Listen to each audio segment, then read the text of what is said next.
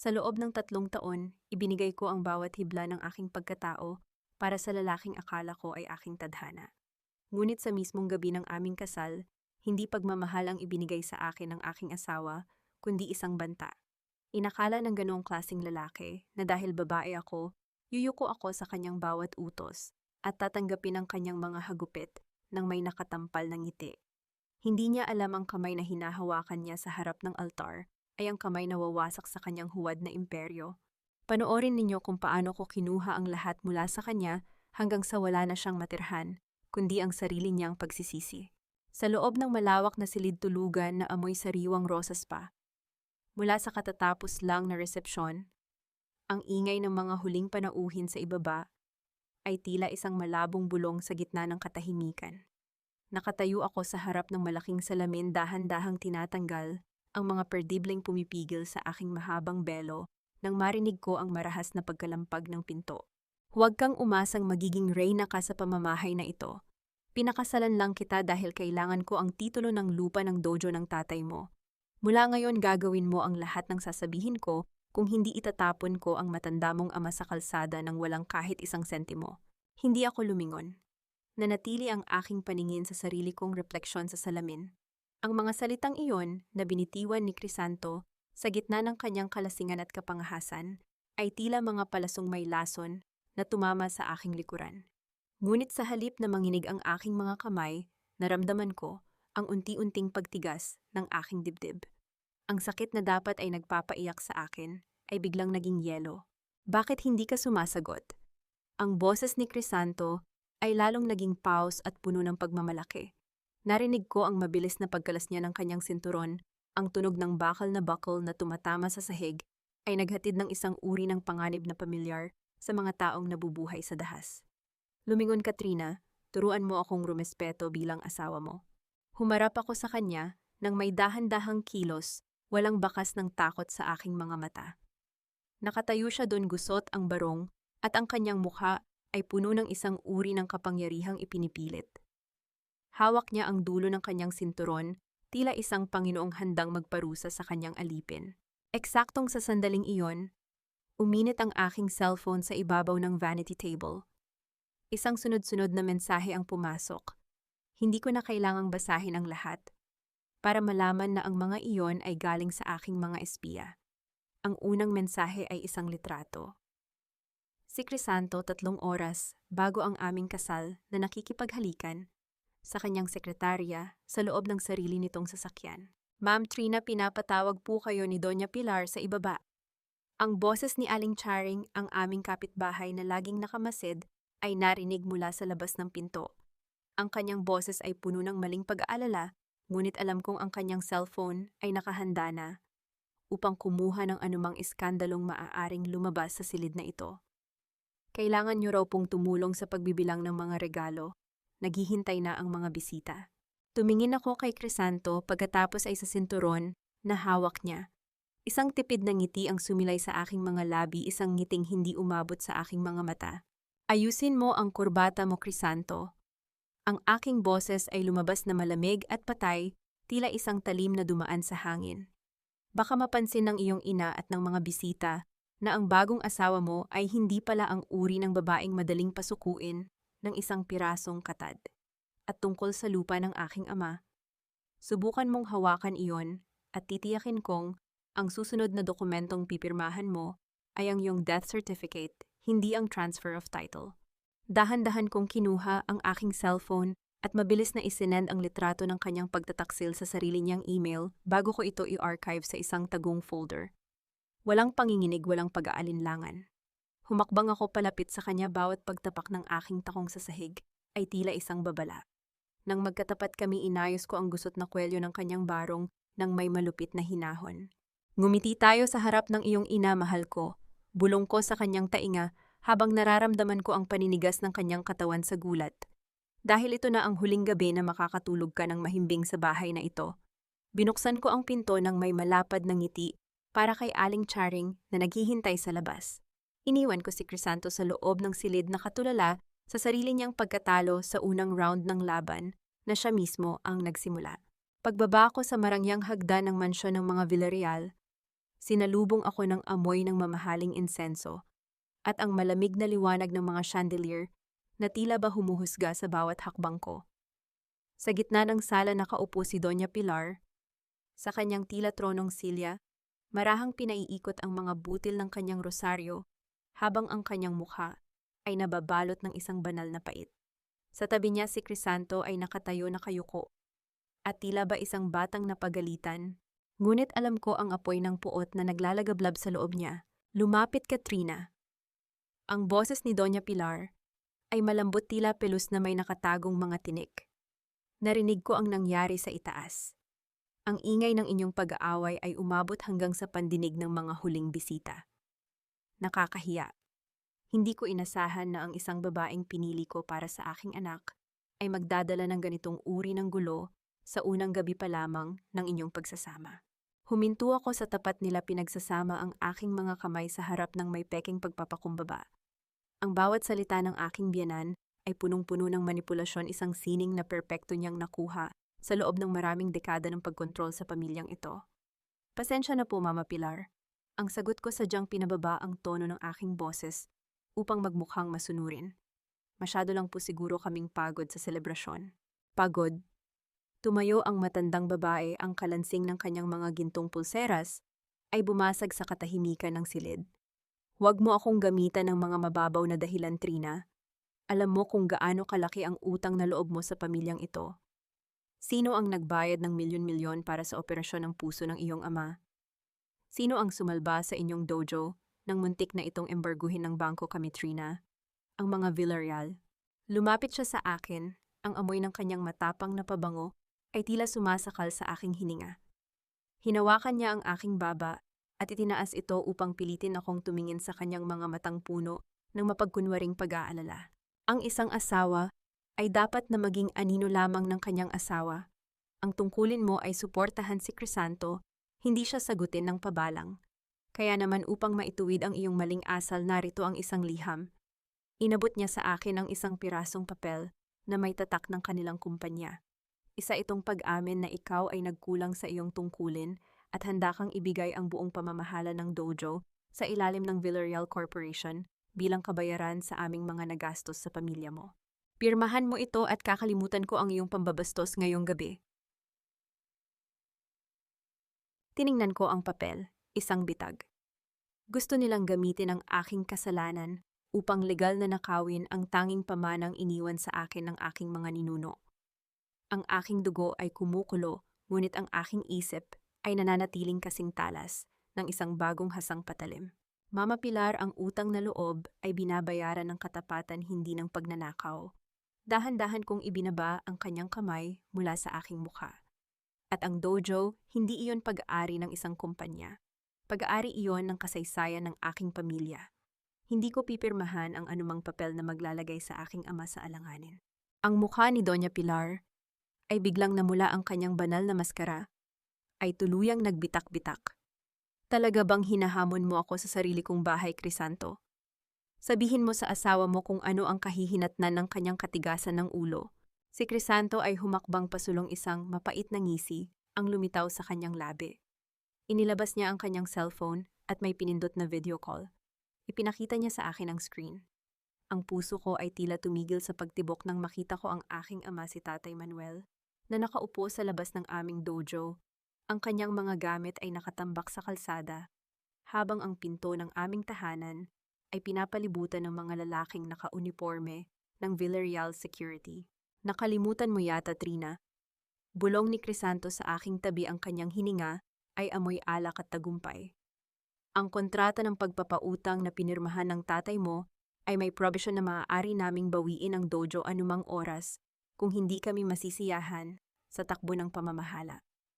At sa tingin ko, ang pagkakaroon ng isang bayolenteng asawa ay sapat na dahilan para sabihing hindi maayos ang inyong pamilya. Naramdaman ko ang panginginig ng aking kalamnan, hindi dahil sa takot, kundi dahil sa matinding pagnanais na ilabas ang aking baston at tapusin ang lahat ng ito dito mismo. Ngunit alam kong iyon ang gusto nilang mangyari. Gusto nilang magmukha akong kriminal. Tinitigan ko ang video sa cellphone, nakita ko ang aking ama na pilit na tumatayo kahit nanginginig ang kanyang mga binti.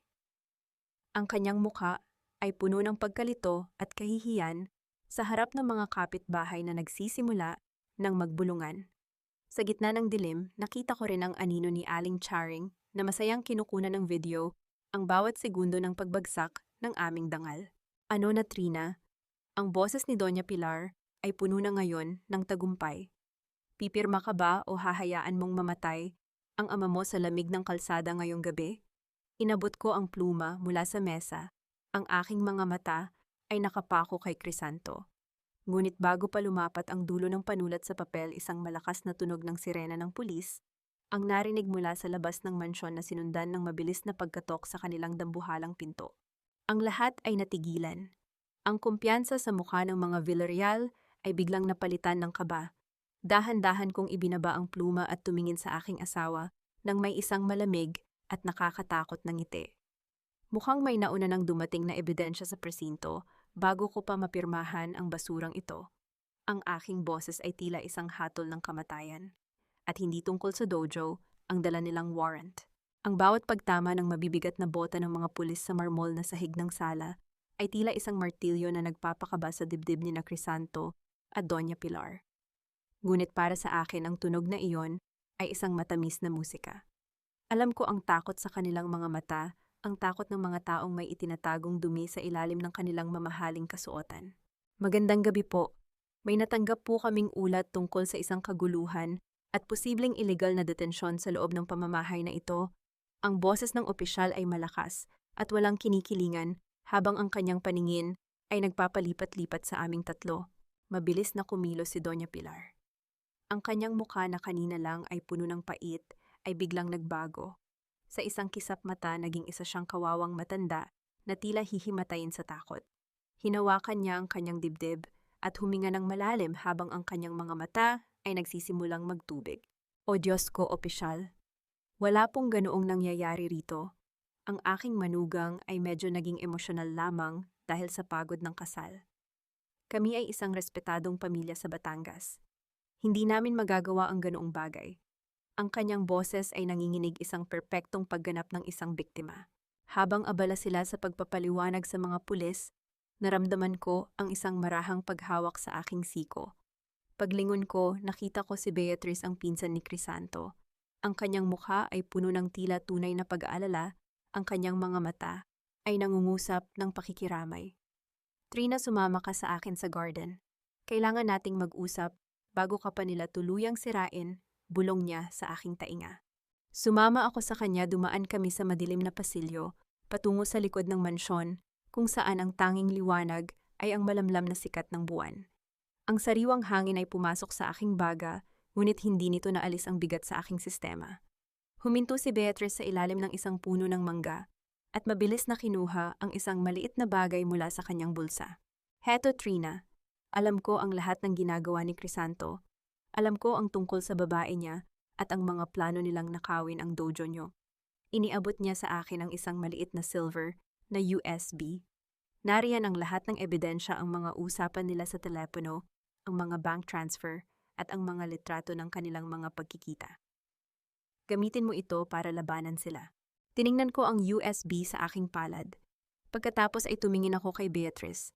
Ang kanyang mukha ay tila isang anghel na bumaba mula sa langit upang iligtas ako mula sa impyerno ng mga Villarreal.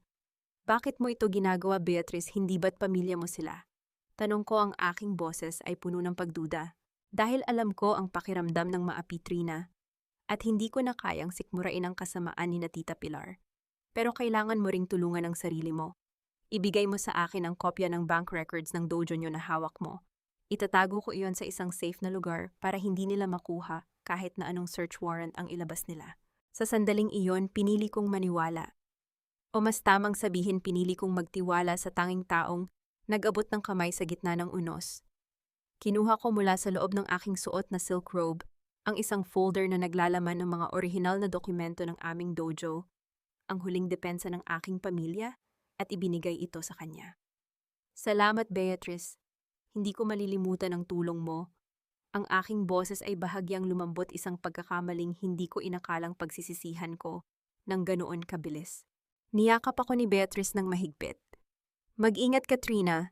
Magiging maayos din ang lahat.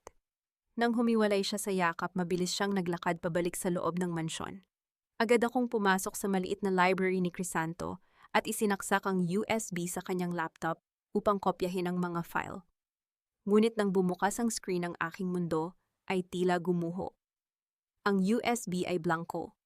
Walang kahit isang dokumento, walang kahit isang litrato. Isa lamang itong pirasong bakal na walang laman. Kasabay nito narinig ko ang isang mahinang tawanan mula sa kabilang panig ng pinto. Dahan-dahan kong binuksan ang pinto ng bahagya upang makita ang nangyayari sa sala. Doon nakatayo si Beatrice sa tabi ni Doña Pilar. Hawak niya ang folder na ibinigay ko sa kanya, ang mga dokumento ng aking ama na ngayon ay nasa kamay na ng aking mga kaaway. Ang dali talagang utuin ng babaeng iyon. Ang boses ni Beatrice ay puno ng pangungutya malayo sa malambing na tono niya kanina. Akala niya talaga ay kakampi niya ako. Tita, heto na ang mga pirma at bank records na kailangan nyo para tuluyang maipasara ang dojo nila sa susunod na linggo. Magaling, Beatrice. Sagot ni Doña Pilar habang binibilang ang isang makapal na bundle ng pera at iniaabot ito sa aking huwad na kakampi. Ngayong hawak na natin ang lahat, wala nang magagawa ang asungot na yan kundi ang lumayas sa bahay na ito nang walang kahit isang sentimo. Nakatayo ako sa dilim, ang aking mga kamao ay nakakuyom hanggang sa bumaon ang aking mga kuko sa aking palad. Ang bawat tibok ng aking puso ay tila isang tambol na naghahanda para sa isang digmaan. Hindi ako iiyak. Hindi ako susuko. Kung inakala nilang nakuha na nila ang lahat, hindi nila alam na sa bawat pagtataksil nila ay mas lalong tumatalas ang aking plano. Dahil ang tunay na laban ay hindi pa nagsisimula. At sa pagkakataong ito, hindi na ako gagamit ng puso. Gagamit na ako ng dugo. Ang sikat ng araw sa labas ng barangay hall ay tila nanunuyo, ngunit sa loob ng silid na puno ng mga tao, ang bawat hininga ko ay tila binabalot ng yelo. Nakaupo ako sa isang matigas na silya na gawa sa plastic, habang sa aking harapan ay ang kapitan ng barangay, si Crisanto, at si Doña Pilar.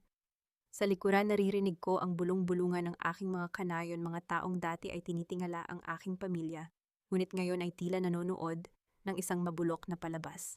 Narito ang malinaw na ebidensya, kapitan. Ang boses ni Aling Charing ay nangingibabaw sa ingay habang itinataas niya ang kanyang cellphone sa harap ng lahat. Kitang-kita sa video kung paano itinutok ng babaeng ito ang kanyang baston sa kanyang asawa. Isang bayolenteng asawa. Sino ang mag-aakala na ang isang guro ng arnes ay gagamitin ang kanyang husay para saktan ang sarili niyang pamilya?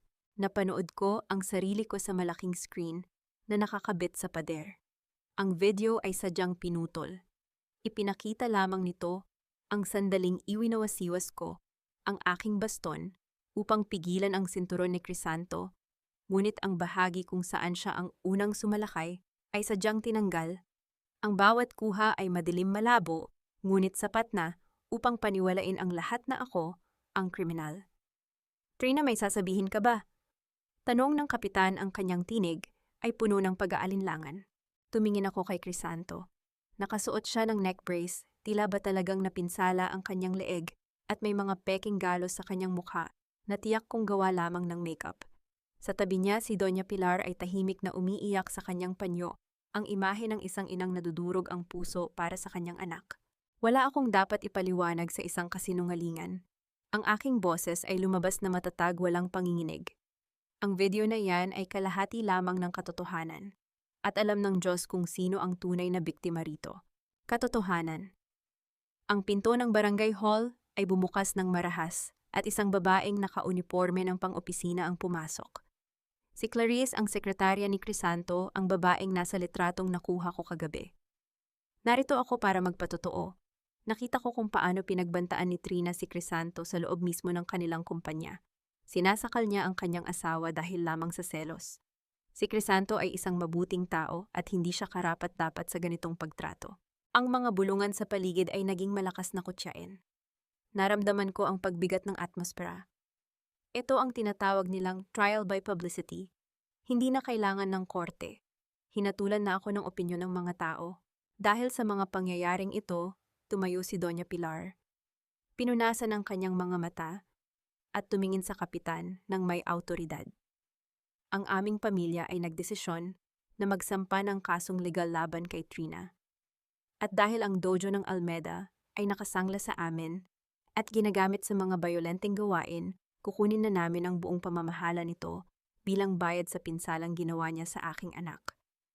Magsisilbi rin itong pambayad sa lahat ng gastusing medical at legal. Hindi niyo pwedeng gawin iyon. Ang boses ng aking ama si Tatay Manuel ay narinig mula sa likuran. Pumasok siya sa silid bitbit ang kanyang tungkod, ang kanyang mukha ay maputla at ang kanyang mga mata ay puno ng pait. Ang dojo ay dugo at pawis ng aming mga ninuno. Hindi niyo pwedeng kunin ang aming buhay dahil lamang sa isang maling paratang. Tumahimik ka, matanda. Bulyaw ni Crisanto, tumayo siya at tinanggal ang kanyang neck brace nang mabilis na kalimutan ang kanyang acting dahil sa galit. Wala ka ng karapatan. Hawak namin ang mga bank records nyo. Hawak namin ang pirma mo sa kontrata ng utang. Bukas na bukas din ang dojo ay magiging warehouse na ng Villarreal Corporation. Ang katahimikan sa loob ng silid ay tila isang mabigat na kumot.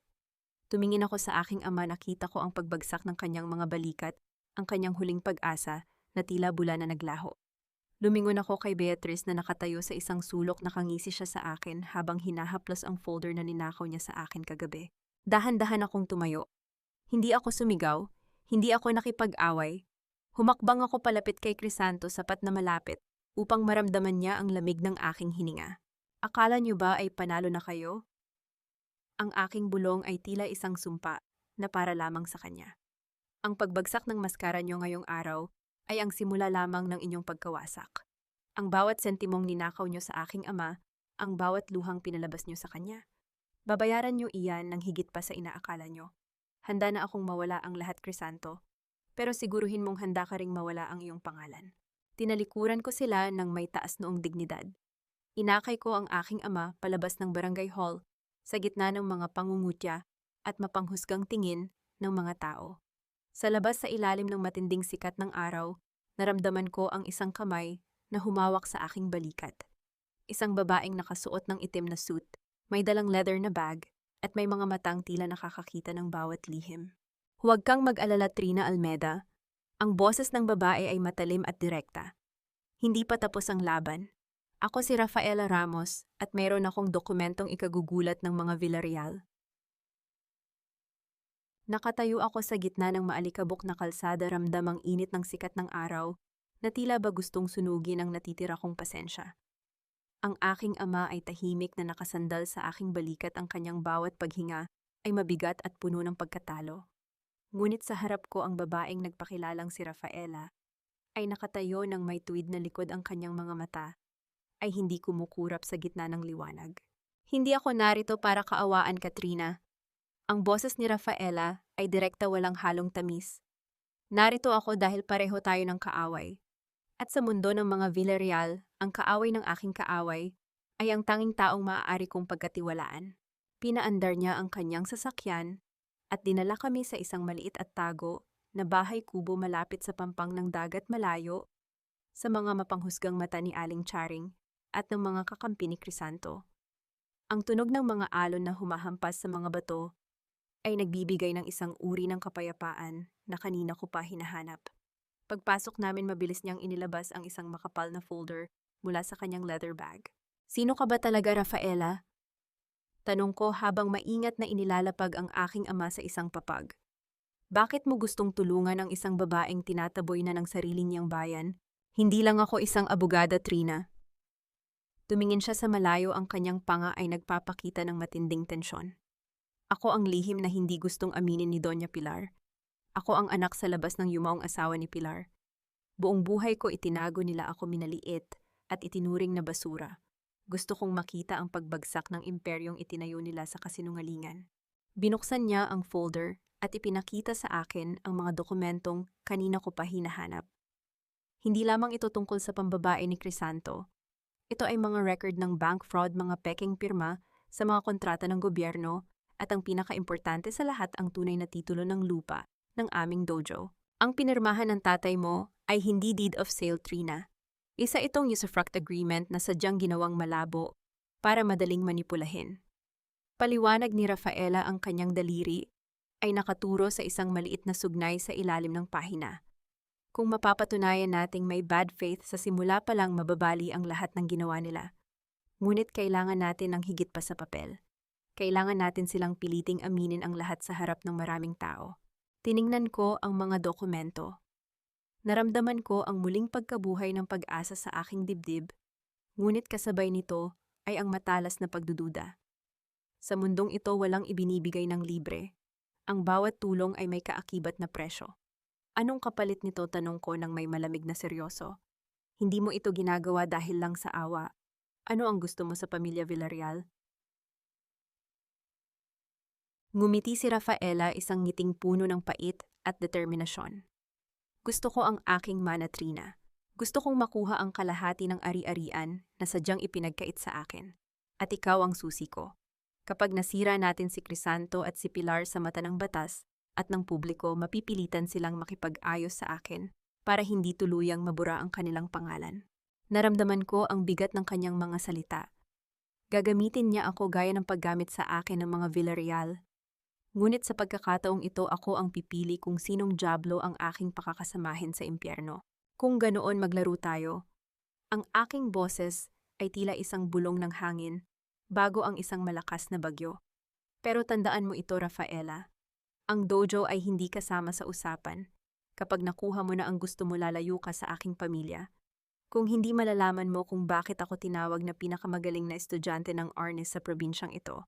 Tumango siya bilang pagsang-ayon. Ngunit bago pa kami makapagplano, nang mas malalim na rinig namin ang tunog ng mabilis na pagdating ng mga sasakyan sa labas ng kubo. Ang liwanag ng mga headlight ay tumagos sa mga siwang ng dingding na kawayan. Dahan-dahan kong kinuha ang aking 2 baston na nakasandal sa sulok. Ang aking puso ay tumitibok ng mabilis, ngunit ang aking kamay ay hindi nanginginig. Sa labas narinig ko ang pamilyar na boses ni Crisanto, puno ng galit at kapangyarihan. Trina, alam kong nariyan ka. Ilabas mo ang mga dokumentong ninakaw mo o sisiguraduhin kong hindi nasisikatan ng araw ang matanda mong ama. Tumingin ako kay Rafaela. Ang kanyang mukha ay namutla, ngunit ang kanyang mga kamay ay mabilis na itinago ang mga folder sa ilalim ng papag. Ang panganib ay narito na at wala na kaming matataguan. Handa ka na ba kung... Tanong ko sa kanya habang humahakbang ako patungo sa pinto. Para saan? Tanong niya. Para sa unang pagkakataon na makikita nila ang tunay na galit ng isang Almeda. Ang aking huling salita, bago ko sipain ang pinto at harapin ang mga lalaking nakapaligid sa amin sa gitna ng dilim. Ang pinto ng kubo ay bumukas ng may malakas na kalampag at kasabay nito ang pagbuga ng nakakasilaw na liwanag mula sa mga headlight ng sasakyan. Humakbang ako palabas, bitbit ang aking 2 baston. Ang hanging gabi ay malamig, ngunit ang dugo sa aking mga ugat ay tila kumukulong asero. Sa harap ko nakatayo si Crisanto kasama ang 4 na lalaking tila ba binayaran para manakit. May hawak silang mga bakal na tubo at sa likuran nila si Aling Charing ay nakasilip mula sa bintana ng isang sasakyan, handa na namang kumuha ng video para sirain ang aking pangalan. Ibigay mo na ang folder, Trina. Ang boses ni Crisanto ay puno ng pangungutya. Wala ka nang matatakbuhan. Isang galaw mo lang at sisiguraduhin kong ang tatay mo ay hindi na makakalabas ng ospital ng buhay. Tiningnan ko ang mga lalaking papalapit. Sa isang mabilis na igkas pinaikot ko ang aking mga baston. Ang tunog ng tuyong kawayan na humahampas sa hangin ay sapat na upang patigilin sila. Hindi ako sumigaw. Hindi ako nagmura. Nanatili akong tahimik, ang aking mga mata ay nakapako sa leeg ni Crisanto. Akala mo ba ay takot ako sa iyong mga banta? Ang aking boses ay lumabas na kasing lamig ng kamatayan. Ang bawat hakbang niyo palapit ay isang pagkakataon para ipatikim ko sa inyo kung paano lumaban ang isang Almeda. Pero alam ko ang gusto nyo. Gusto nyong lumaban ako para magmukha akong kriminal sa harap ng kamera ni Aling Charing. Dahan-dahan sa harap ng kanilang pagkagulat, ibinaba ko ang aking mga baston at binitawan ang mga ito sa lupa. Ang tunog ng pagtama ng kahoy sa tuyong dahon ay tila isang hudyat ng pagsuko. Trina, anong ginagawa mo? Sigaw ni Rafaela mula sa loob ng kubo. Tumingin ako kay Crisanto at ngumiti ng mapait. Nanalo ka na, di ba gusto mo akong lumuhod? Gusto mong magmakaawa ako para sa buhay ng tatay ko at para sa dojo? Sige, gagawin ko. Dahan-dahan akong lumuhod sa putikan sa harap ni Crisanto Ang aking puting bestida ay narumihan ang aking balat, ay naramdaman ang lamig ng lupa, ngunit ang aking isip ay nagsisimula ng bumuo ng isang bagong plano. Isang plano na hindi nila inaasahan. Patawarin mo ako, Crisanto. Ang aking boses ay nanginginig isang perpektong pag-arte, na tila ba nadurog na ang aking espiritu. Gagawin ko ang lahat. Babalik ako sa mansyon. Magiging asawa mo ako sa harap ng lahat. Huwag mo lang saktan ang tatay ko. Ibibigay ko na ang lahat ng gusto nyo. Nakita ko ang paglaki ng dibdib ni Crisanto sa sobrang pagmamalaki. Humalakhak siya ng malakas isang tunog na puno ng tagumpay at kababawan. Lumapit siya sa akin at hinawakan ng marahas ang aking buhok para itingala ang aking mukha. Diyan ka nararapat, Trina. Sa ilalim ng aking mga paa, bulong niya. Sige, babalik ka sa mansyon. Pero huwag mong asahan na magiging reyna ka. Magiging katulong ka sa sarili nating bahay. At ang bawat utos ni Mama susundin mo ng walang reklamo. Pagkalipas ng isang oras nakabalik na kami sa mansyon ng mga Villarreal. Sinalubong kami ni Doña Pilar sa pintuan ng kanyang mukha. Ay puno ng matinding galak sa nakikitang kalagayan ko. Magbihis, Katrina, utos ng matandang babae, habang ibinibigay sa akin ang isang lumang uniforme ng katulong. Mula ngayon, ikaw ang magsisilbi sa amin.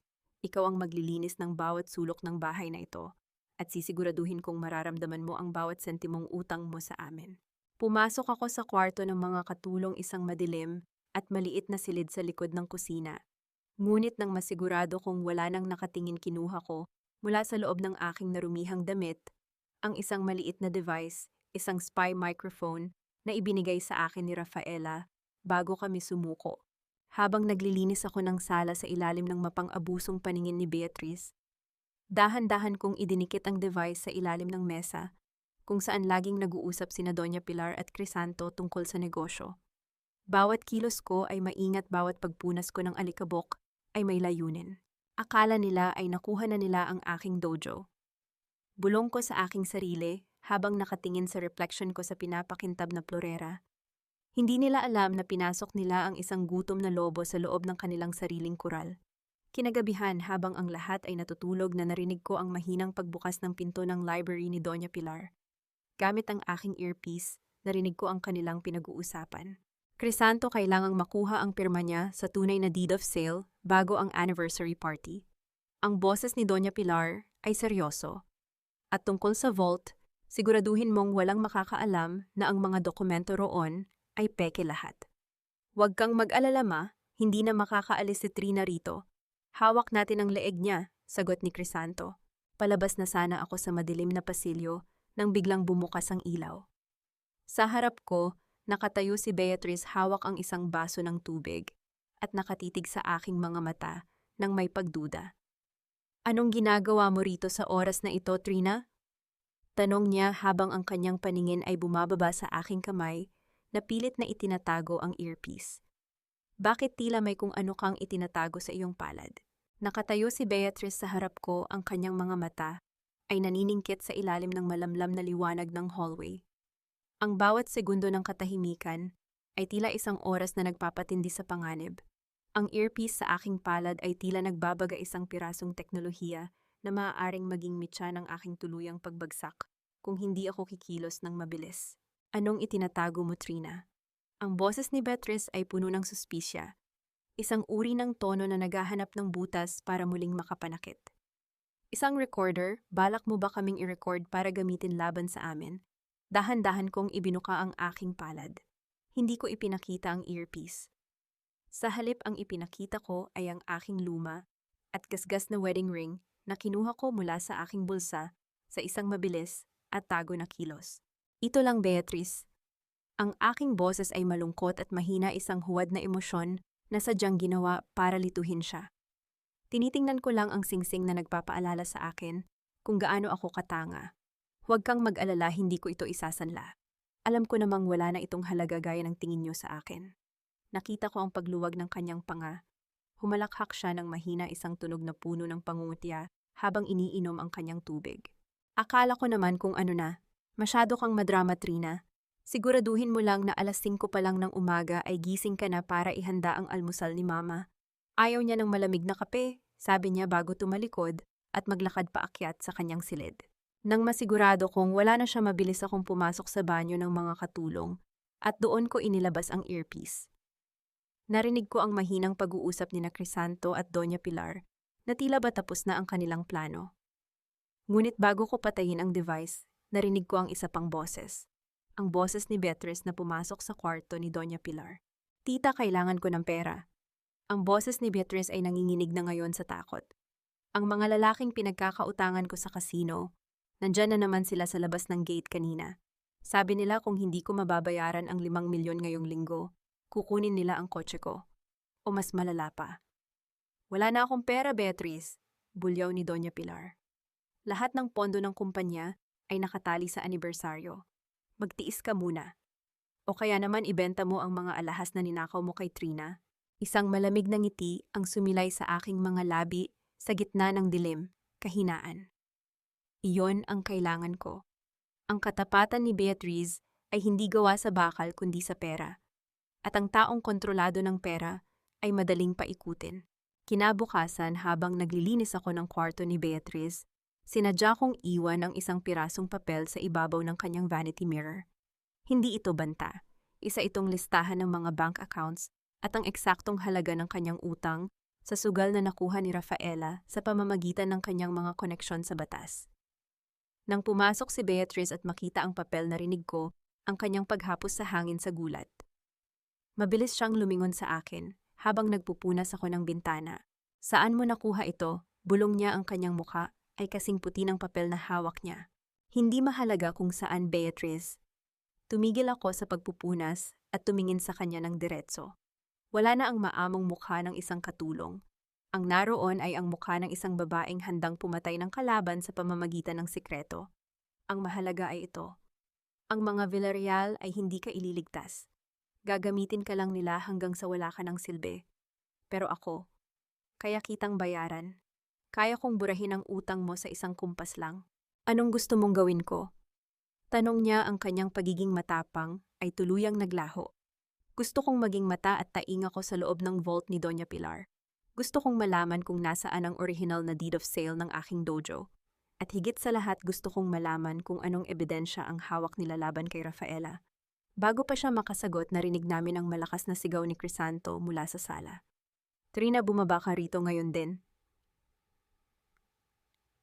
Pagbaba ko, nakita ko si Crisanto na may hawak na litrato sa kanyang cellphone. Ang puso ko ay tila tumalon sa aking lalamunan. Ang litrato ay kuha sa loob ng kubo ni Rafaela, isang malinaw na larawan namin na magkasama habang hawak ang mga folder ng ebidensya. Sino ang babaeng ito, Trina? Ang boses ni Crisanto ay puno ng nagbabagang galit. Inakala mo bang hindi ko malalaman na ang pagsuko mo ay isang malaking palabas lang? Sino ang kasabwat mo sa pagtatangkang sirain ang pamilya ko? Lumapit siya sa akin at itinulak ako ng malakas dahilan upang tumama ang aking likod sa gilid ng mesa. Ang sakit ay gumuhit sa aking katawan, ngunit hindi ako naglabas ng kahit isang tunog ng daing. Tumingin ako sa kanya, ang aking mga mata ay puno ng hamon. Isang kaibigan lang yan, Crisanto. Ang aking boses ay kalmado, tila ba hindi ako nasasaktan. At kung ako sa iyo, mas mag-aalala ako sa taong kumuha ng litratong iyan. Dahil kung nakuha niya kaming magkasama, siguradong marami pa siyang ibang litratong hawak. Mga litratong hindi mo gugustuhing makita ng publiko. Sa labas ng mansyon, isang itim na sasakyan ang dahan-dahang dumaan. Alam ko na naroon si Rafaela, nanonood at naghihintay. Ang laban ay hindi na lamang tungkol sa dojo. Ito ay isa ng digmaan ng impormasyon at ang unang magpapakitang takot ang siyang unang mawawasak. Ang bawat paghinga ni Crisanto ay tila singgasing ng isang hayop na naghahanap ng mapapatay. Ang kanyang mga kamay ay nanginginig sa galit habang hawak ang cellphone. Ang liwanag ng screen ay nagpapakita ng aking mukha kasama si Rafaela, ang katibayan ng aking pagtataksil sa kanilang pamilya. Ramdam ko ang hapdi sa aking likuran mula sa pagkakatama sa gilid ng mesa, ngunit hindi ko hinayaang makita niya ang kahit na anong bakas ng sakit. Sino ang babaeng ito? Trina, ko ulit ni Crisanto, ang kanyang boses ay gumaralgal sa tindi ng puot. Huwag mo akong subukan, isang salita ko lang at itatapon ko ang tatay mo sa gitna ng kalsada ngayon din. Akala mo ba ay malalampasan mo ako? Dahan-dahan akong tumayo ng tuwid, inayos ang aking uniforme ng katulong nang may marahang haplos tila ba wala sa gitna ng isang mapanganib na komprontasyon. Tiningnan ko siya ng diretso sa mga mata, isang tingin na punong-puno ng pangungutya at kawalan ng takot. Gusto mong malaman kung sino siya, Crisanto? Siya ang aninong hindi niyo mapatay-patay. Ang aking boses ay lumabas na kasing lamig ng aserong nakalubog sa yelo. Siya ang katotohanang pilit niyong ibinabaon sa limot. At kung ako sa iyo, hindi ko itatapon ang aking tatay sa kalsada. Dahil sa sandaling may mangyaring masama sa kanya ang litratong iyan, ay magiging pinakamaliit mong problema. Anong ibig mong sabihin? Singit ni Doña Pilar, mula sa itaas ng hagdan ang kanyang boses, ay matalas at puno ng awtoridad. Dahan-dahan siyang bumaba, ang bawat pagtunog ng kanyang mga takong sa sahig, ay tila isang babala. Ibig sabihin, Mama Pilar, lumingon ako sa kanya ng may mapait na ngiti na sa bawat galaw niyo, may mga matang nakamasid. Ang litratong iyan ay ipinadala sa inyo para takutin ako, hindi ba?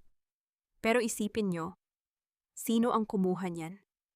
Sino ang sapat na malapit sa amin para makakuha ng ganyang anggulo? May ahas kayo sa loob ng inyong kural at hindi ako yun.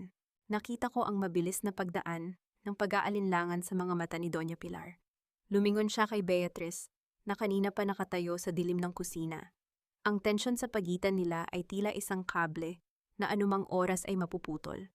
Ito ang laro ng pagdududa na sadyang itinanim ko ang pag-away-awayin ang mga buwaya sa loob ng isang lawa. Nang dumaan ang gabi sa gitna ng ulan na humahampas sa mga bintana ng mansyon, nakatanggap ako ng isang tawag mula kay Rafaela. Gamit ang tago kong cellphone, narinig ko ang kanyang boses na puno ng pagmamadali. Trina, kailangan nating magkita. Ngayon din, may nakuha akong impormasyon tungkol sa dojo nyo. Hindi lang ito tungkol sa lupa. Ang ilalim ng inyong dojo, may nakabaong ebidensya roon na maaaring magpabagsak sa buong Villarreal Corporation. Iyon ang dahilan kung bakit desperado silang makuha ang titulo. Anong ebidensya, Rafaela? Tanong ko, ang aking puso ay nagsimulang tumibok ng mabilis. Hindi ko pwedeng sabihin sa telepono. Pumunta ka sa lumang pantalan. Mag-iingat ka, Trina. May nararamdaman akong sumusunod sa akin. Dahan-dahan akong lumabas ng mansyon, suot ang isang itim na kapote. Ang bawat hakbang ko sa maputik na daan ay maingat, ang aking paningin ay pilit na tinitingnan ang bawat anino sa paligid. Nang makarating ako sa pantalan, ang tanging tunog na naririnig ay ang paghampas ng mga alon sa mga haligi ng tulay. Sa malayo nakita ko ang sasakyan ni Rafaela, ngunit bago pa ako makalapit, isang malakas na tunog ng mabilis na pag-arangkada ng isa pang sasakyan ang bumasag sa katahimikan. Nakita ko ang isang itim na van na humarang sa daan ni Rafaela. Rafaela, takbo! Sigaw ko kahit na alam kong hindi niya ako maririnig sa tindi ng ulan. Mula sa van lumabas ang mga lalaking nakasuot ng maskara. Sa isang mabilis na pagkilos, binuhat nila si Rafaela at isinakay sa loob ng van. Sinubukan kong tumakbo para pigilan sila, ngunit isang kamay ang humablot sa aking balikat mula sa likuran. Saan ka pupunta, Trina? Ang boses ni Crisanto ay tila isang bulong ng demonyo sa aking tainga. Sa kanyang kamay ay hawak niya ang aking 2 baston, ang aking mga sandata, na sadyang kinuha niya sa aking silid. Akala mo ba ay makakatakas ka pa? Ngayon malalaman natin kung gaano kahalaga sa iyo ang iyong abogada o ang iyong dojo. Itinulak niya ako palapit sa gilid ng pantalan. Ang malamig na tubig ng dagat sa ibaba ay tila naghihintay na lamunin ako. Sa harap ko nakatayo ang lalaking pinangakuan ko ng buhay, ngunit ngayon ay ang lalaking handang kumuha nito. Pumili ka, Trina, sabi ni Crisanto habang dahan-dahang binabali ang isa sa aking mga baston sa harap ng aking mga mata. Ang tunog ng pagkabali ng kahoy ay tila ang tunog ng sarili kong puso. Ang folder ng mga dokumento na hawak ni Rafaela o ang buhay mo, dahil sa gabi ring ito, sisiguraduhin kong mawawala ang lahat ng ebidensya laban sa amin. Ang tunog ng pagbali ng tuyong kawayan ay umalingaw-ngaw sa gitna ng malakas na hampas ng ulan, isang matalim na ingay na tila bahudyat ng pagtatapos ng lahat ng aking pinaghirapan. Tiningnan ko ang pira-pirasong kahoy na nahulog sa maputik na semento ng pantalan. Ang aking mga baston ang simbolo ng aking dangal at ang tanging alaala ng aking lolo ay wala na sa harap ng aking mga mata. Ano na, Trina, nasaan ang tapang mo ngayon? Ang boses ni Crisanto ay puno ng halakhak, isang tunog na mas masakit pa kaysa sa lamig ng ulan na tumatagos sa aking balat. Wala ang iyong mga kahoy, wala ang iyong abogada, at wala na ang iyong pag-asa. Sino ka na ngayon, isang hamak na katulong na nagpumilit lumaban sa mga higante? Nanatili akong nakatayo ng tuwid. Hindi ako umiyak. Hindi ako nagmakaawa. Ang aking mga mata ay nanatiling nakapako sa kanyang mapang-uyam na mukha. Sa loob ko, ang bawat piraso ng pag-ibig na naramdaman ko sa kanya noon ay tuluyan ng naging abo na tinangay na ng hanging dagat. Ang aking kapangyarihan ay wala sa mga baston na hawak ko, Crisanto. Ang aking boses ay lumabas na matatag, tila ba ako ang may hawak ng sitwasyon. Nasa bawat galaw ko ang disiplina ng mga Almeda. Ang kahoy ay nababali ngunit ang espiritu ko, hinding-hindi mo iyan matatablan ng kahit anong dahas. Masyado kang maraming salita.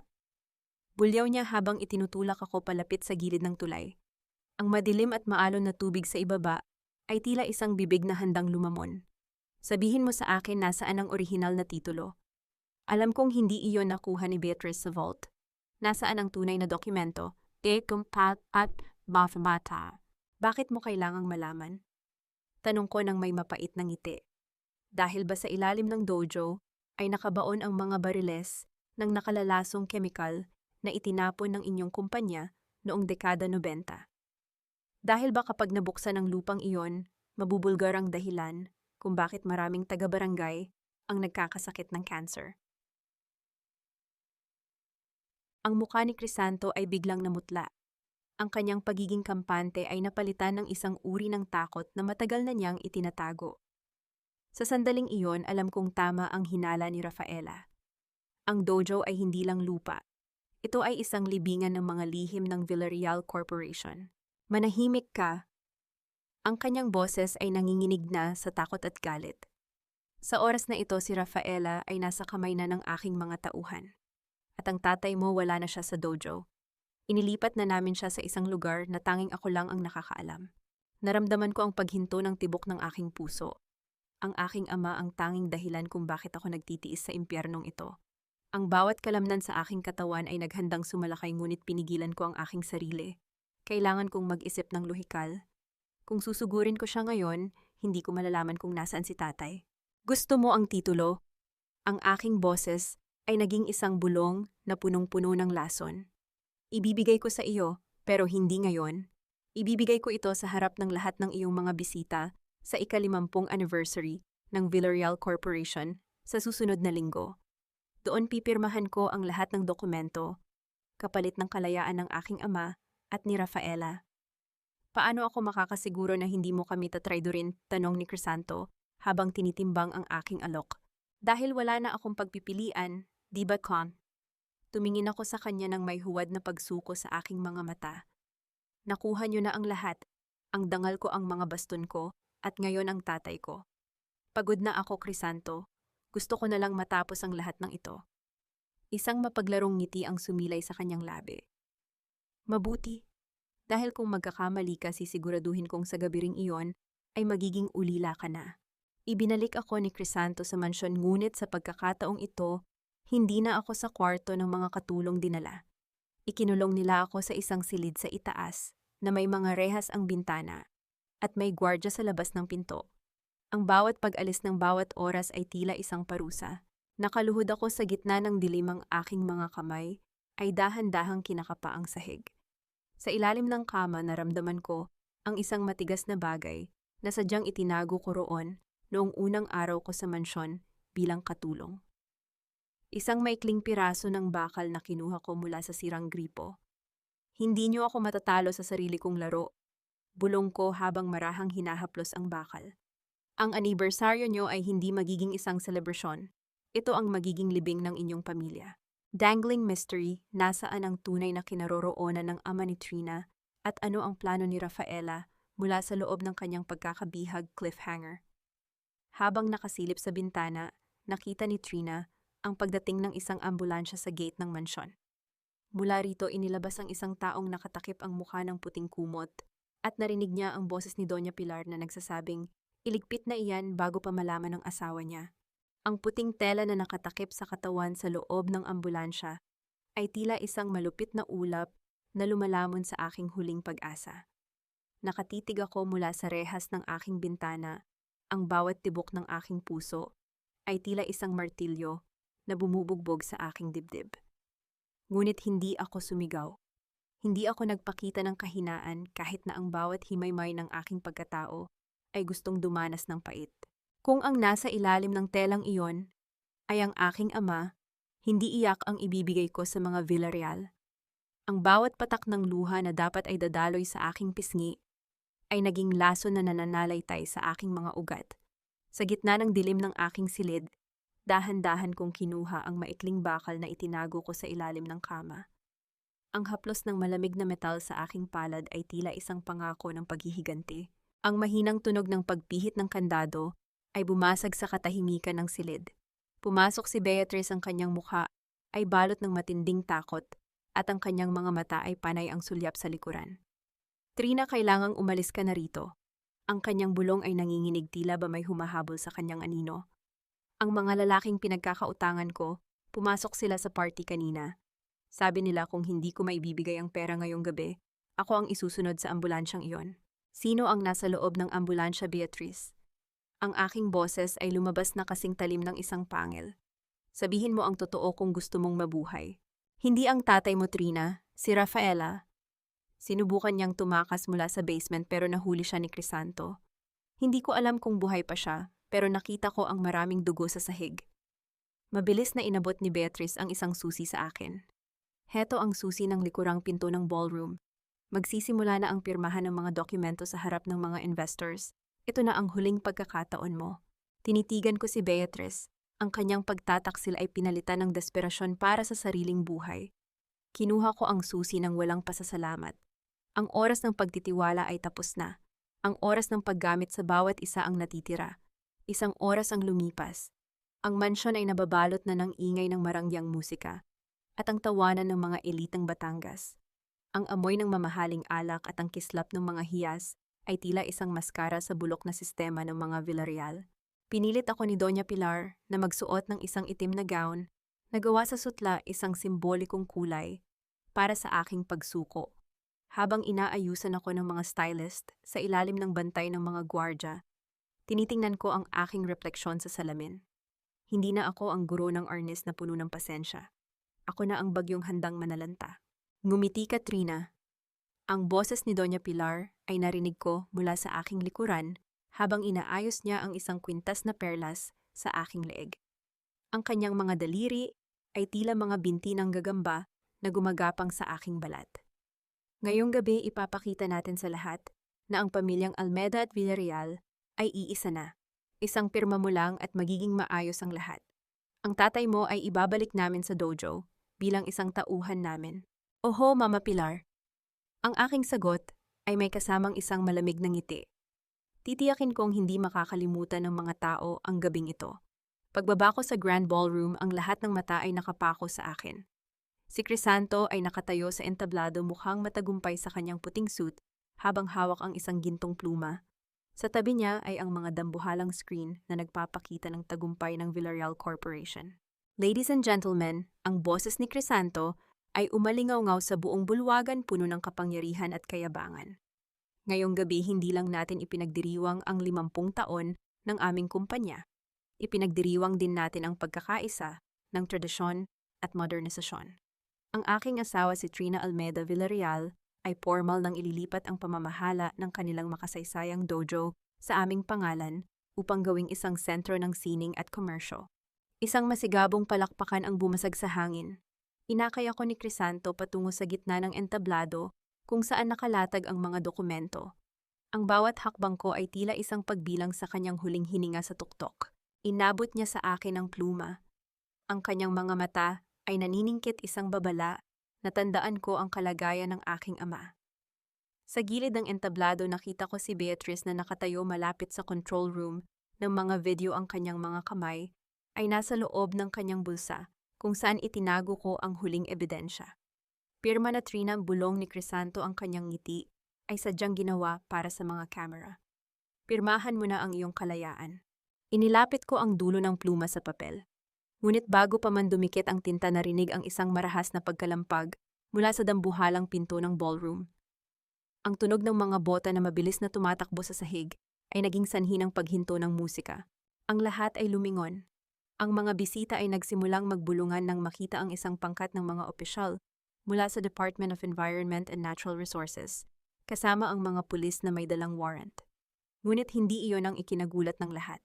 Sa gitna ng mga pulis lumitaw ang isang babaeng nakaupo sa wheelchair, ang kanyang ulo ay may benda, at ang kanyang braso ay may cast, ngunit ang kanyang mga mata ay nagniningning sa tindi ng puot. Si Rafaela. Huwag mong pipirmahan iyan, Trina. Ang sigaw ni Rafaela ay tila isang kidlat na tumama sa gitna ng bulwagan.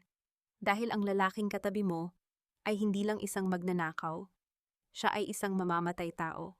Dangling mystery.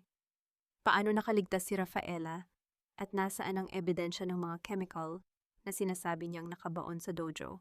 Cliffhanger, habang nagkakagulo ang mga tao kinuha ni Crisanto ang pluma at itinutok ang matulis na dulo nito sa leeg ni Trina, habang ang mga screen sa likuran nila ay biglang nagbago mula sa mga graph ng kumpanya patungo sa isang live video ng basement kung saan nakagapos ang ama ni Trina sa tabi ng mga bariles na may bungo at buto na simbolo.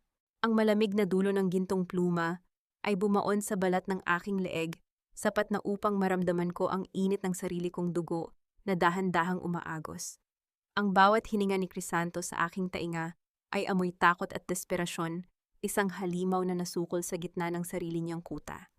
Sa paligid namin ang mga hiyaw ng gulat ng mga bisita ay tila isang malabong ingay, habang ang mga dambuhalang screen ay patuloy na nagpapakita ng naghihingalong kalagayan ng aking ama sa gitna ng mga nakalalasong bariles. Umalis kayo. Palabasin niyo ako rito o itutuloy ko ang pagbaon nito sa lalamunan ng asawa ko. Ang sigaw ni Crisanto ay gumaralgal ang kanyang mata, ay dilat na dilat sa tindi ng pagkabaliw. Sa kabila ng panganib ang aking isip ay nananatiling kasing linaw ng kristal.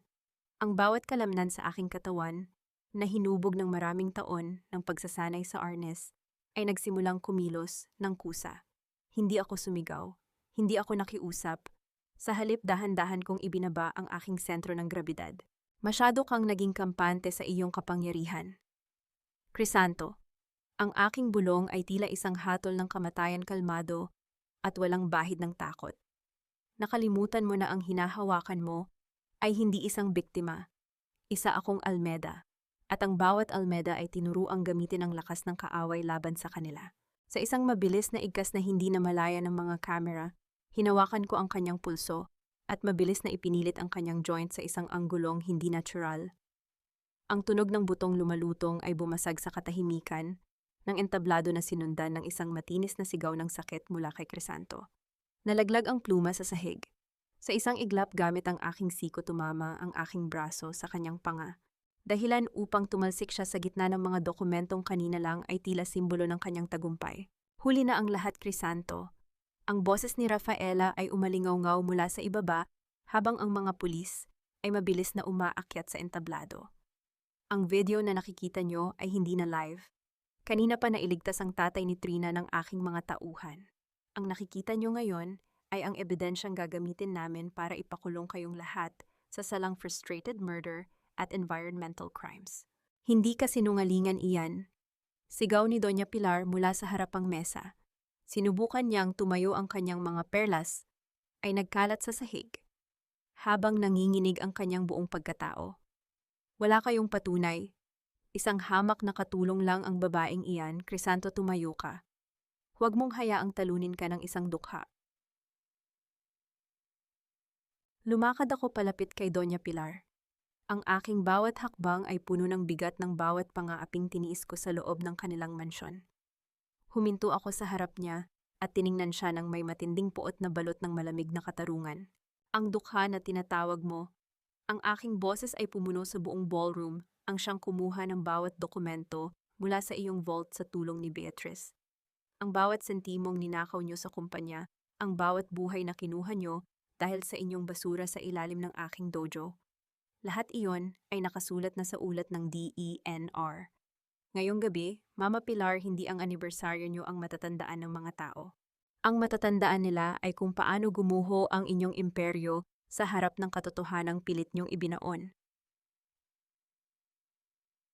Sa isang mabilis na pagkilos, inabot ni Beatrice ang isang folder sa mga opisyal ng pulis. Narito ang mga tunay na kontrata. Lahat ng ipinakita ni Tita Pilar sa inyo ay peke. Nakita ko ang pagbagsak ni Doña Pilar sa kanyang silya Ang kanyang mukha ay biglang tumanda ng 10 taon. Si Crisanto naman ay pilit na iginigapos ng mga pulis, habang patuloy na sumisigaw ng mga pagbabanta na wala na ring saysay. Ang mga investors na kanina ay nakikipagkamay sa kanila ay mabilis na nagsialis tila ba ayaw madungisan ng bumabagsak na pamilya. Nilapitan ko si Rafaela at hinawakan ang kanyang kamay. Sa kabila ng kanyang mga sugat, isang matagumpay na ngiti ang sumilay sa kanyang mga labi. Salamat Rafaela pa. Bulong ko. Wala iyon, Trina. Sabi ko sa iyo ang katarungan ay hindi humihingi ng paumanhin na. Sagot niya. Ngunit sa gitna ng aming tagumpay, naramdaman ko ang isang kakaibang panginginig mula sa aking bulsa. Ang aking cellphone ay nag-vibrate. Isang hindi kilalang numero ang tumatawag. Nang sagutin ko ito, isang boses na puno ng kaluskos at tila malayo ang narinig ko. Trina, anak, huwag kang uuwi sa dojo? Ang boses ni Tatay Manuel ay nanginginig sa takot. May itinanim silang apoy sa ilalim ng mga bariles. Ang buong barangay nasa panganib. Ang aking paningin ay mabilis na lumingon sa mga monitor. Ang video ng basement ng dojo ay biglang nagpakita ng isang digital timer na mabilis na bumababa. 10 minuto. Iyon na lamang ang natitirang oras bago sumabog ang mga chemical na magdudulot ng hindi lamang pagkawasak ng aking dojo, kundi ang pagkakalason ng buong lupain ng aming mga ninuno. Tumingin ako kay Crisanto na ngayon ay nakaposas na. Ang kanyang baliw na halakhak ay muling narinig. Kung hindi mapapasa akin ang lupa niyo, Trina, sisiguraduhin kong wala ring makikinabang doon. Magsama-sama kayong lahat sa impyerno. Ang bawat numerong pula na mabilis na bumababa sa screen ay tila bawat patak ng dugo mula sa aking puso. 9 na minuto. Walang sapat na oras para makarating ang bomb squad sa dulo ng barangay. Habang ang mga tao sa ballroom ay nagkakagulo at nagtatakbuhan palabas, nanatili akong nakatitig sa monitor. Hindi ako pwedeng pumayag na ang huling alaala ng aking mga ninuno ay maging mitya ng kamatayan ng aking mga kanayon. Bitawan niyo, ako, sabog na ang lahat. Wala na kayong magagawa. Ang huling hiyaw ni Crisanto habang kinakaladkad siya ng mga pulis palabas ng pinto. Ang kanyang mukha ay puno ng isang uri ng ligaya na tanging ang mga taong wala nang natitira sa buhay ang nakakaramdam. Trina, huwag, ang sigaw ni Rafaela mula sa kanyang wheelchair. Sinubukan niyang hawakan ang aking gown. Masyadong mapanganib. Hayaan mo na ang mga awtoridad. Hindi pwedeng hayaan lang, Rafaela. Ang aking boses ay matatag, tila ba wala sa gitna ng isang krisis. Ako lang ang nakakaalam kung paano buksan ang ventilation system sa ilalim ng dojo. Kapag sumabog iyon ng sarado ang mga lagusan ng lason, ay mananatili sa lupa ng 100 taon. Kailangan kong pumunta. Hindi ko na hinintay ang kanyang sagot. Mabilis kong hinubad ang aking mabigat na itim na gown, inilabas ang mas maikling suot na pambaba na sadyang inihanda ko para sa anumang pagkakataon. Sa gitna ng ulan, kinuha ko ang susi ng motor ng isa sa mga gwardya sa labas. Ang tunog ng makina ay umalingaw-ngaw sa gabi, tila isang sigaw ng pakikidigma, habang mabilis akong humaharurot patungo sa aming dojo. Nang makarating ako, ang amoy ng usok at kemikal ay nanunuot na sa aking ilong. Ang paligid ay tahimik, isang uri ng katahimikan na nagbabadya ng isang malakas na dagundong. Pumasok ako sa loob, ang bawat hakbang ko sa kahoy na sahig ng dojo ay nagpapaalala sa akin ng bawat pawis at hirap na ibinuhos ko rito bilang isang bata. Sa gitna ng silid sa ilalim ng altar ng aming mga ninuno, nakita ko ang itim na kahon na may mga kumukutitap na ilaw. Ang timer ay nasa 3 minuto na lamang. Ngunit hindi ang bomba ang pinakamalaking problema. Mula sa madilim na sulok lumabas ang isa pang anino. Si Clarice, ang sekretarya ni Crisanto, hawak ang isang baril na nanginginig sa kanyang mga kamay. Ang kanyang mukha ay puno ng luha at desperasyon. Hindi ko hahayaang masira ang plano ni Crisanto. Ang kanyang boses ay tila isang matinis na tili. Dahil sa iyo nawala ang lahat sa amin. Dahil sa iyo makukulong ang lalaking mahal ko. Clarice, tingnan mo ang timer. Ang aking boses ay malumanay ngunit puno ng awtoridad. Kung hindi mo ako hahayaang patayin ang trigger ng ventilation, tayong dalawa ang unang mamamatay rito. At ang lalaking sinasabi mong mahal mo, ginamit ka lang niya para gawin ang maruming trabahong ito. Iniwan ka niya rito para mamatay. Hindi totoo yan, mahal niya ako. Hiyaw niya habang dahan-dahang hinihila ang gatilyo. Sa isang mabilis na pagkilos na bunga ng maraming taon ng arnis, hindi ko hinintay na makaputok siya. Ginamit ko ang 2 pirasong kahoy na kinuha ko mula sa rack ng mga baston. Sa loob ng 1 segundo, ang tunog ng pagtama ng kahoy sa kanyang braso ay naging sanhi ng pagkalaglag ng baril. Bago pa siya makakilos muli, nasa likuran na niya ako, ang aking baston ay nakadiin sa kanyang joint. Wala na tayong oras sa drama mo, Clarice, bulong ko. Mabuhay ka muna bago mo ako kamuhian. Itinulak ko siya palabas ng dojo at mabilis akong bumaba sa basement. Gamit ang aking huling lakas, inikot ko ang dambuhalang balbula ng ventilation system na matagal nang hindi nagagamit. Ang tunog ng kinakalawang na bakal na umiikot ay tila isang mabigat na rintig hanggang sa marinig ko ang pagdaloy ng hangin. 1 minuto. Mabilis kong kinuha ang mga wires ng bomba gaya ng itinuro sa akin ni Rafaela sa pamamagitan ng earpiece na kanina ko pasuot. Ang asul, Trina, putulin mo ang asul na wire. Ang boses ni Rafaela ay puno ng tension. Pinutol ko ang wire gamit ang aking matalas na kutsilyo. Ang timer ay huminto sa 3 segundo. Ang katahimikan na sumunod ay ang pinakamatamis na katahimikan sa buong buhay ko. Napasandal ako sa pader, ang aking bawat hininga ay malalim at puno ng pasasalamat. Nailigtas ko ang dojo, nailigtas ko ang barangay. Paglabas ko ng dojo, sinalubong ako ng liwanag ng mga sasakyan ng pulis at ambulansya.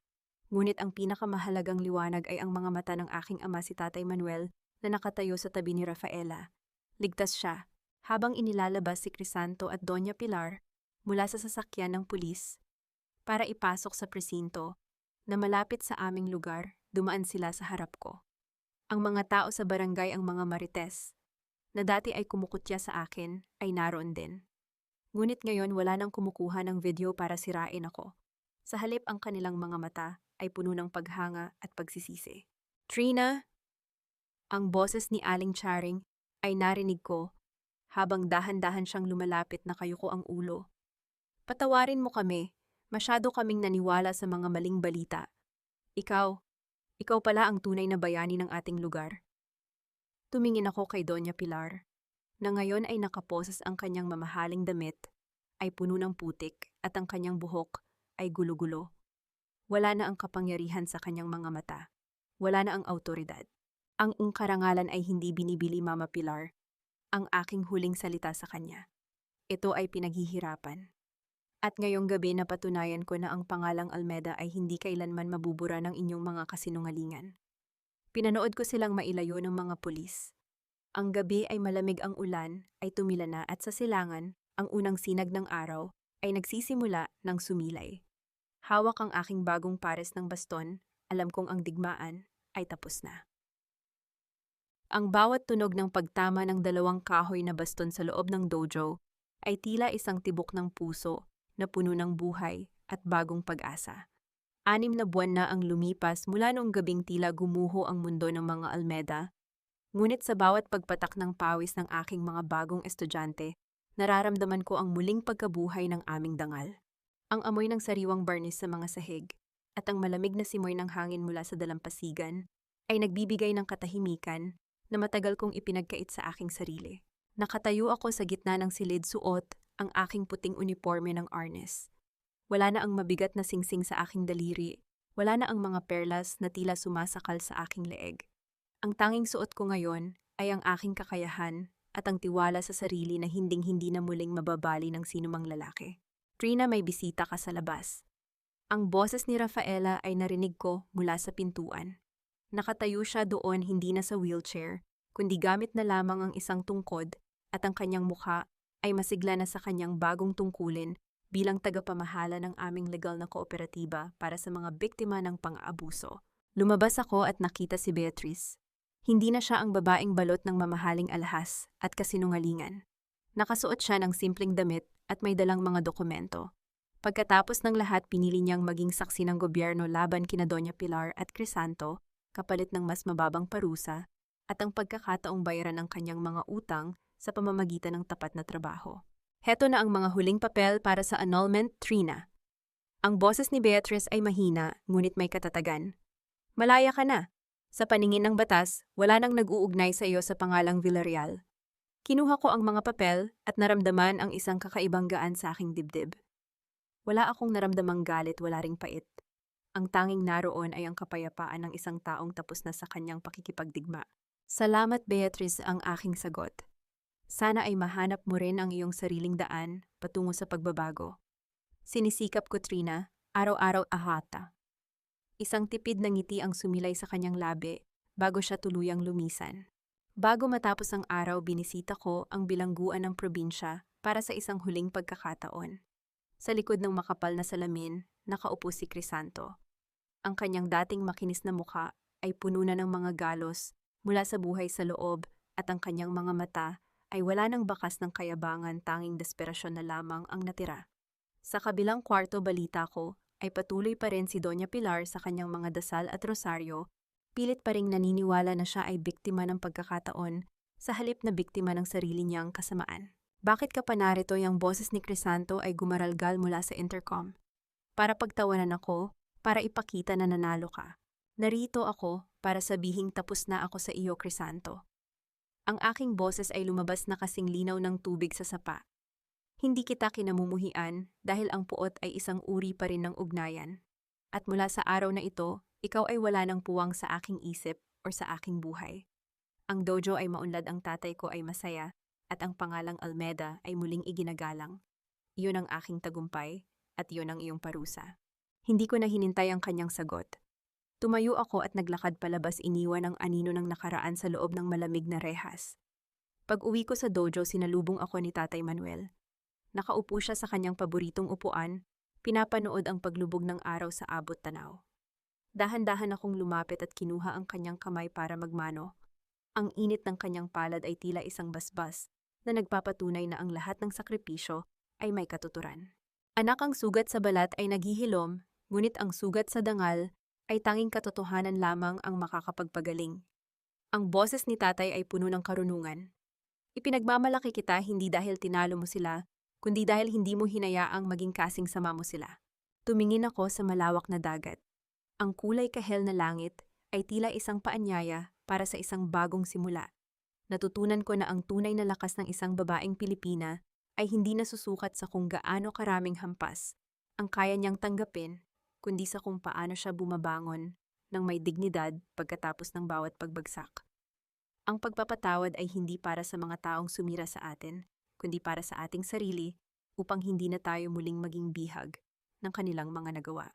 Ang bawat babaeng nakikinig sa aking kwento ay dapat malaman. Ang iyong halaga ay hindi nakadepende sa lalaking katabi mo, sa biyenang humuhusga sa iyo, o sa kayamanang hawak mo. Ang iyong halaga ay nasa loob mo, sa iyong kakayahang lumaban ng may katuwiran, at sa iyong tapang na talikuran ng anumang bagay na hindi nagbibigay sa iyo ng kapayapaan. Humawak ako ng mahigpit sa aking mga baston.